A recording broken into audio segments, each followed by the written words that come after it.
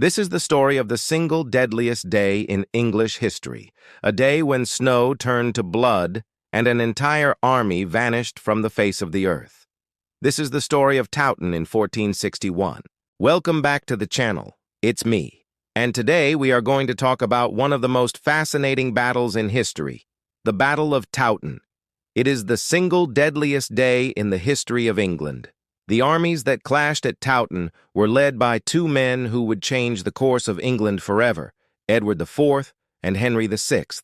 So if you're ready to find out what happened at Towton, then let's get started. Towton was a small village in Yorkshire, England in 1461. Today it's nothing more than a few houses and a church, but on March of that year, it was the site of the bloodiest battle in English history. It was here that the forces of King Henry VI met those of his cousin, Richard Neville, the 16th Earl of Salisbury, and his son, Richard Neville, the 2nd Earl of Salisbury, who commanded the Yorkist forces in the first engagement of the Wars of the Roses. In the years leading up to the battle, England had been in turmoil. The country had been ravaged by the 100 Years' War with France and internal strife between the two noble families, the Yorks and the Lancasters, both of whom believed they had the right to rule England. In 1455, fighting broke out between the two factions known as the Wars of the Roses, named so because each family took the name of their favorite flower.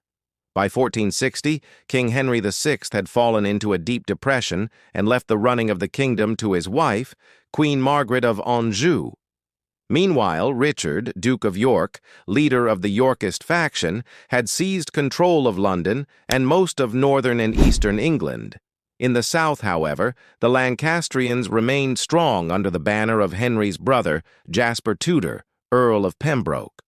The stage was set for a showdown between the two armies. On March 1461, the Yorkist and Lancastrian armies met near Towton. The Lancastrian army, led by Queen Margaret and her brother Jasper Tudor, was larger than the Yorkist force led by Richard Neville, Earl of Salisbury. But the Yorkists were better equipped and more experienced. The battle began with the Lancastrians attacking the Yorkist left flank. Despite being outnumbered, the Yorkists held their ground. Soon, however, the Lancastrians began to push forward, and the Yorkists were forced to retreat. As the battle raged, Richard Neville, the younger, was killed. This seemed to turn the tide of the battle against the Yorkists, and it looked like they would be defeated. Suddenly, Richard Neville, the elder, rallied the troops and led them in a counterattack that drove the Lancastrians back. With the help of two Scottish mercenaries, the Yorkists were able to push the Lancastrians all the way back to their camp. Once inside the camp, the Lancastrians were trapped. Many were killed, including Queen Margaret. Of the 30,000-strong Lancastrian army, only 4,000 survived. Among them was Henry VI, who escaped to France. Richard Neville, the elder, became Lord Protector of England, and his son, Richard Neville, the younger, was proclaimed heir to the throne. The Wars of the Roses were over before they even began. When news of Towton reached France, King Charles VII of France declared Richard the third King of England. In 1462, Richard returned to England with a French army to claim his throne. He faced opposition from the Lancastrian pretender, Henry VII, but was ultimately victorious. Richard ruled England for only 5 years before his death in 1470. His brother, Edward IV, then took the throne and the Wars of the Roses came to an end. Today, little remains of Towton except for a few farm buildings and a large burial mound. However, the battle is remembered in the names of streets, pubs, and schools throughout England. There is also a memorial to the dead at the nearby Church of St. Mary and All Saints. And now for some gruesome details. After the battle, the Yorkists pursued the fleeing Lancastrians, killing many of them. They also pillaged and burned the Lancastrian camp, killing anyone who tried to stop them. Some sources claim that as many as 10,000 Lancastrians were killed at Towton, although this number is likely exaggerated. Most historians agree that around 5,000 Lancastrians lost their lives. The Yorkists suffered far fewer casualties, around 1,500 men. The true figure will never be known, but the bloodshed at Towton was undeniably horrific. Bodies littered the battlefield, and the nearby river Cock becked with blood. The stench of death hung over the village for days. Survivors wandered the countryside, seeking food and water. Many died of wounds or starvation. Those who lived were forever marked by what they had seen and done. The Battle of Towton was one of the most brutal in English history. It is a reminder of the cost of war and the folly of those who wage it. So what really happened at Towton? To answer this question, we must first take a look at the run-up to the battle. The first phase of the Wars of the Roses had seen the Yorks gain the upper hand in England. However, the Lancastrians had regrouped and were now threatening to take back control of the country.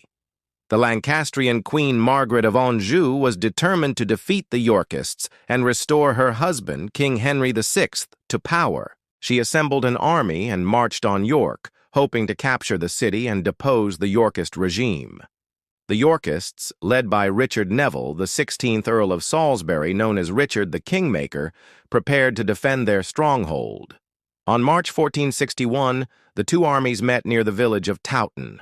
The Lancastrian army was larger than the Yorkist force, but the Yorkists were better equipped and more experienced. The battle began with the Lancastrians attacking the Yorkist left flank. Despite being outnumbered, the Yorkists held their ground. However, the Lancastrians soon began to push forward, and the Yorkists were forced to retreat. During the battle, Richard Neville the Younger was killed. This seemed to turn the tide of the battle against the Yorkists, and it looked like they would be defeated. Just when it seemed that the Yorkists were about to be routed, Richard Neville the Elder rallied the troops and led them in a counterattack that drove the Lancastrians back. With the help of two Scottish mercenaries, the Yorkists were able to push the Lancastrians all the way back to their camp. Once inside the camp, the Lancastrians were trapped.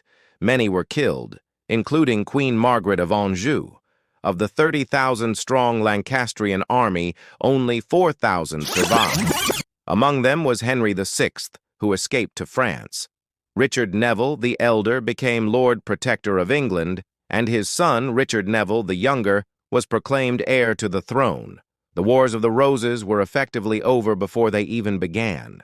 The aftermath of the battle was devastating. The Lancastrian army had been almost completely wiped out, and their leader, King Henry VI, was in exile in France. The Yorkist regime was now in control of England, and the future looked bright for the young Richard Neville, the 2nd Earl of Salisbury. However, despite the Yorkist victory, the Wars of the Roses were far from over. Henry VI would return to England in 1470 and briefly regain the throne. But he would be deposed once again in 1471 and killed during the Battle of Tewkesbury.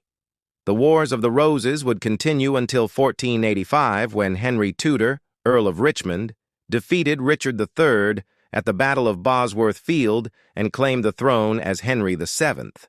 Towton was a pivotal moment in English history. It marked the beginning of the end for the Plantagenet dynasty and the beginning of the Tudor dynasty. It was also one of the most brutal battles ever fought on English soil. The carnage at Towton was truly horrific.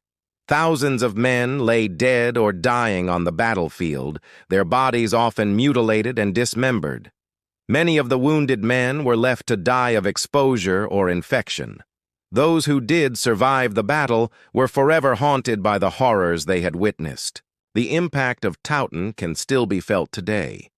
The battle is commemorated by a number of monuments and memorials, and it continues to be studied by historians. Towton was a defining moment in English history, a day when the country was drenched in blood and the lives of countless men were cut short. It was a day that would change England forever. Thank you so much for watching. If you enjoyed the video, please like and subscribe and leave your suggestions of topics that we should cover in the future. See you next time.